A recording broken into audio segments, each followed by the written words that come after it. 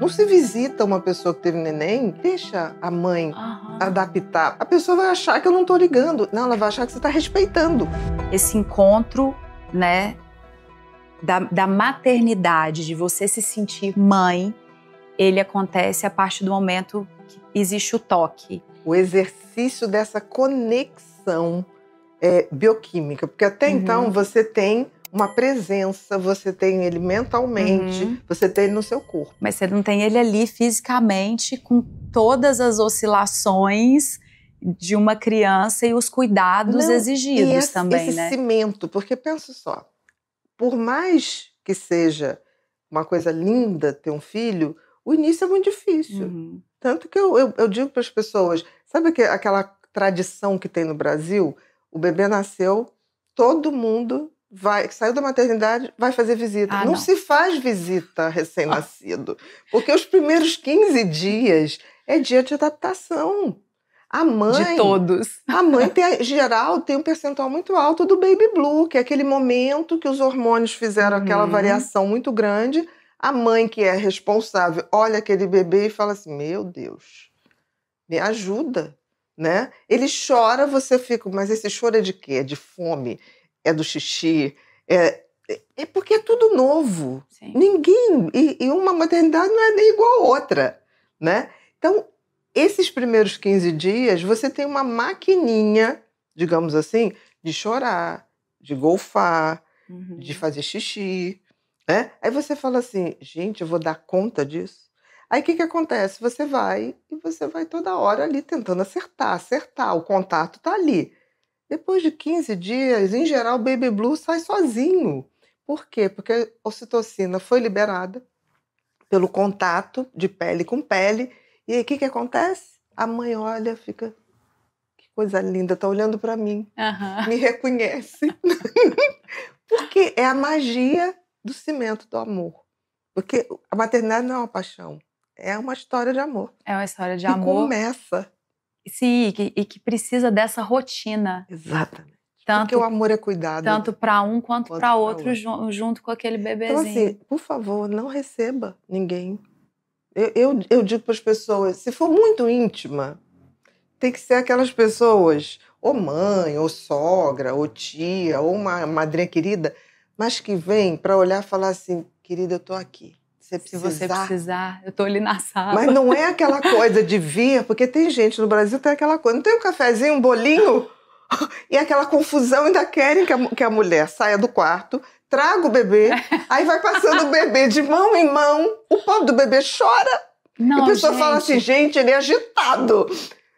Isso é surreal. Isso é surreal, mas as pessoas fazem isso. E outro dia eu tava conversando com a minha tia, ela falou, quando ela foi ter a minha prima, ela falou que aconteceu uma coisa hilária. Eu falei, mas isso não é uma coisa de antigamente, não. Eu tenho certeza que isso acontece hoje em dia. Muito. Tocou a campainha da casa dela, a minha prima recém-nascida.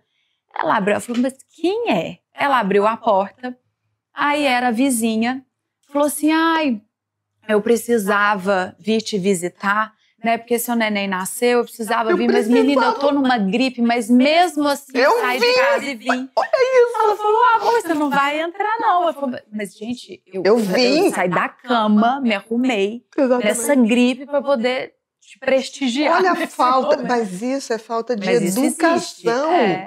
Não é educação da pessoa, é educação higiênica de um país. Educação, isso é cultural. Isso é cultural. Isso tem que acabar no Brasil. Toda vez que eu falo isso, as pessoas falam assim, não, mas a pessoa vai achar que eu não tô ligando. Não, ela vai achar que você tá respeitando. Não se visita uma pessoa que teve neném, eu digo, os primeiros 3 meses, deixa a mãe adaptar. Porque, assim, teoricamente, 1 mês, mas 3 meses. Deixa ela te convidar. Deixa ela te convidar. Ou se não convidar, manda. Ah, mas eu queria que ela soubesse que eu estou aqui. Manda uma mensagem. Tá precisando de alguma coisa? Tá precisando que eu vá ao supermercado? Sabe? Mas não faz isso. Então, isso é uma das coisas que as mães ficam muito constrangidas. E que, culturalmente... E os pais que vão para charuto? Os amigos chegam, vão fazer a visita. Que eu já sei que isso vai acontecer. Aí, mas pelo menos vai pra varanda. Ou então faz o seguinte, desce pro play. Vai pro play. Vai pro play. Com seus colegas. Com seus colegas, entendeu? Mas eu fico feliz porque eu sou brava, sabe? E as pessoas, elas sabem que eu vou falar a verdade. Então é uma coisa até que eu falo muito com a minha sogra isso, que a gente é muito parecida.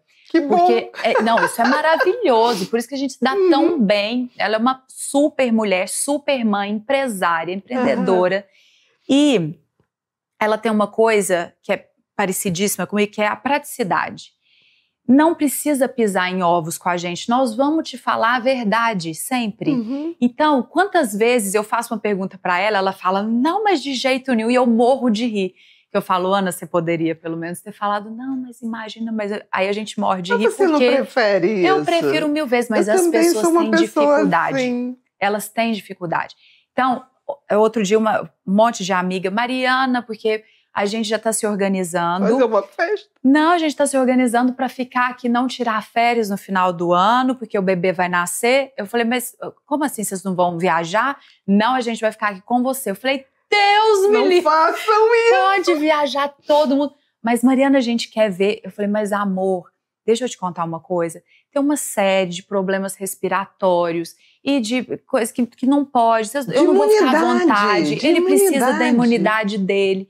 Ele precisa adquirir esses anticorpos com o tempo certo. Que vai vindo meu leitinho, mas eu tenho que ter paz. Eu falei, vai viajar. Estresse. Aí elas, ai, sério? Mas aí ninguém fica chateado, porque elas já me conhecem. Mas é isso que eu tô falando, é a falta de informação. Porque assim, tudo bem, ele depende da sua imunidade.